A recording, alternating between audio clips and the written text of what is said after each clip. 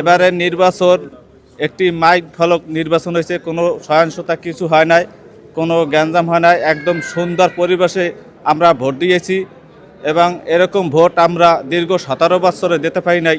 তাই আমরা অনেক আনন্দিত এবং অনেক গর্বিত।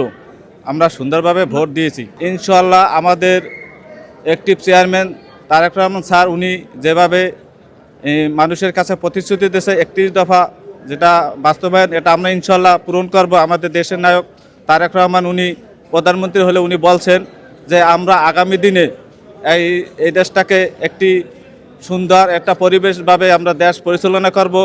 সেই লক্ষ্য নিয়ে আমাদের তারেক রহমান যে প্রতিশ্রুতি দিয়েছে, উনি জিয়া রহমানের আদর্শকে লালন করে এবং আমরা সেটাকে লালন করে এই দেশ পরিচালনা করি এবং আগামীতে করব। এটা ইনশাল্লাহ সফল হবে। আমাদের তারেক রহমান স্যার উনি এটা পারবে। একমাত্র উনি এই বাংলাদেশটাকে সুন্দরভাবে এবং সন্ত্রাস এবং চাঁদাবাজ এবং বিভিন্ন দুর্নীতিবাদের শাসন করার জন্য অ্যাক্টিভ চেয়ারম্যান তারেক রহমান উনি আর ছাড়া কোনো বিকল্প আর কোনো আমি দেখি না। উনি এই দেশটাকে সুন্দরভাবে এবং সুন্দর পরিবেশে উনি মোকাবেলা করতে পারবেন।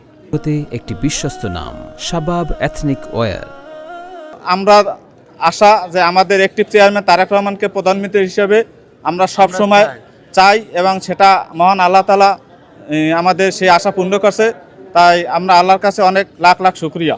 আওয়ামী লীগের উদ্দেশ্যে বলবো যে তারা যে ফ্যাসিবাদ কায়েম করছে, আমরা বাংলাদেশ জাতীয়তাবাদী দল আমরা কখনো এই ফ্যাসিবাদ কখনো করি নাই, আর এটাকে আমরা করতেও দেব না।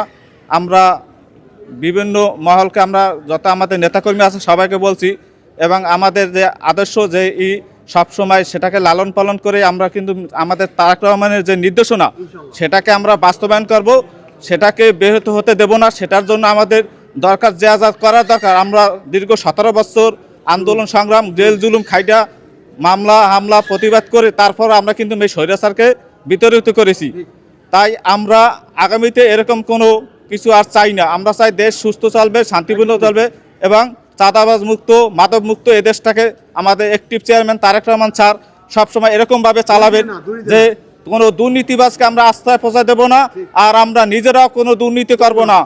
আমরা আগামী যেরকম চলছি আগামী দিনগুলো সেইভাবেই আমরা চলবো।